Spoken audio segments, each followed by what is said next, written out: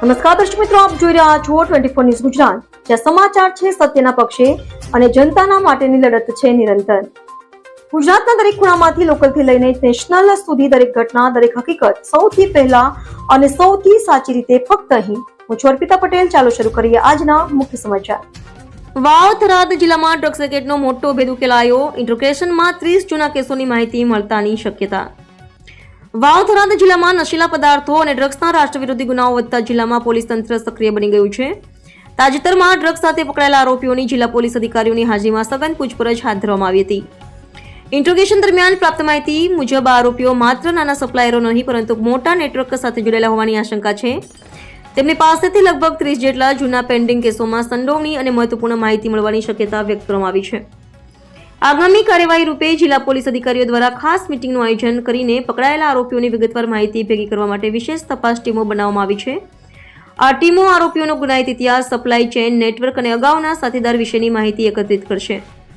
તે ઉપરાંત ગુનાહિત પ્રવૃત્તિઓ સાથે જોડાયેલા અન્ય લોકોને શોધી કાઢવા માટે પણ પોલીસ તંત્ર દ્વારા અલગ અલગ યુનિટોને જવાબદારી સોંપવામાં આવી છે. Technical surveillance, call record, forensic analysis, bank transaction અને ડિજિટલ ડેટાની મદદથી આરોપીઓ સાથે સંકળાયેલા દરેક વ્યક્તિ સુધી પહોંચવાનો પ્રયાસ કરવામાં આવી રહ્યો છે. મીટિંગ દરમિયાન જિલ્લા પોલીસ અધિકારીઓએ તમામ થાણા ઇન્ચાર્જ, એસઓજી અને એલસીબી અધિકારીઓને સૂચના આપી કે ડ્રગ્સ નેટવર્ક અને રાષ્ટ્ર વિરોધી તત્વોને જળમૂળથી નાબૂદ કરવા માટે આવનારા દિવસોમાં વધુ રેડ એન્ડ ચેકિંગ ઓપરેશન ચલાવાશે. જિલ્લામાં વધતા ડ્રગ્સ કેસો સામે પોલીસે ચલાવેલું આ અભિયાન સ્થાનિક લોકો દ્વારા પણ પ્રશંસનીય માનવામાં આવી રહ્યું છે, કારણ કે નશીલા પદાર્થોના દુરુપયોગથી યુવાનોનું ભવિષ્ય બરબાદ થઈ રહ્યું છે અને સમાજમાં ગુનાખોરીનો વધારો જોવા મળી રહ્યો છે. Bureau report, Ranabhai Paregi, Tharad.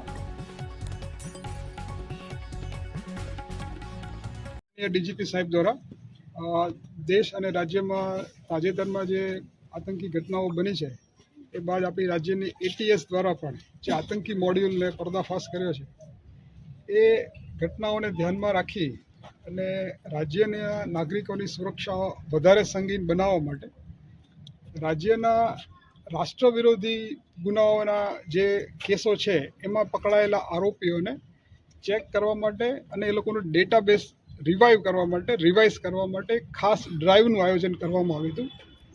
એ અનુસંધાને આજે વાવ થરાદ જિલ્લામાં થરાદ પોલીસ સ્ટેશન છે જે એમાં રાષ્ટ્ર વિરોધી જે ગુનાઓમાં પકડાયેલા છે એવા આરોપીઓ એનું આજે અમે લોકોએ ઇન્ટ્રોગેશન માટે અહીંયા એક કાર્યક્રમનું આયોજન કર્યું હતું.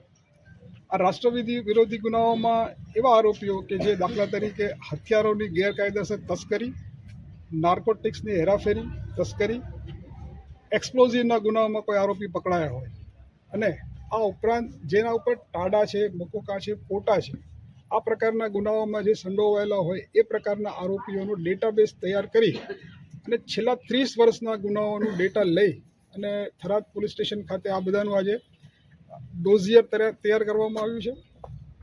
આ આપણો વાવ થરાદ જિલ્લો એ નવો જિલ્લો છે.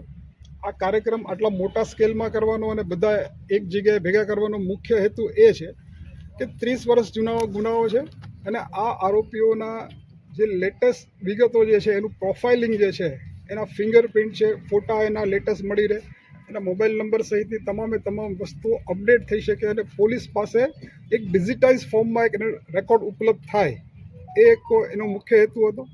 અને બીજું મેં કીધું એમ આપણો વાવ થરાદ જિલ્લો એ નવો જિલ્લો છે. પોલીસ કર્મચારીઓ, અધિકારીઓ નવા છે, તો આ જિલ્લાના ગુનેગારો જે છે એને ચહેરાથી ઓળખી શકે, એની ગતિવિધિઓ પર નજર રાખી શકે અને આવનારા સમયમાં વિસ્તારની સુરક્ષા આપણે આવા રાષ્ટ્ર વિરોધી તત્વોથી કઈ રીતે કરી શકાય એ સુદૃઢ કરવા માટે આજે આયોજન કરવામાં આવ્યું હતું. અને બીજો આ કાર્યક્રમનો હેતુ એ પણ છે કે લોકોને નસિહત મળે, આ લોકો પાસેથી ઇન્ફોર્મેશન નેટવર્ક મળે, પોલીસ અધિકારી કર્મચારીના સંપર્કમાં રહે, તો આ લોકોને મેઇન સ્ટ્રીમમાં લાવવા માટે પણ એના ઇન્ફોર્મેશન નેટવર્કનો કેવી રીતે ઉપયોગ થઈ શકે એ દિશામાં આજે અમે લોકોએ આરોપીઓનો પ્રોફાઇલ ડિજિટાઇઝ કરવાનો કાર્યક્રમ આયોજન કરેલું હતું. Thank you.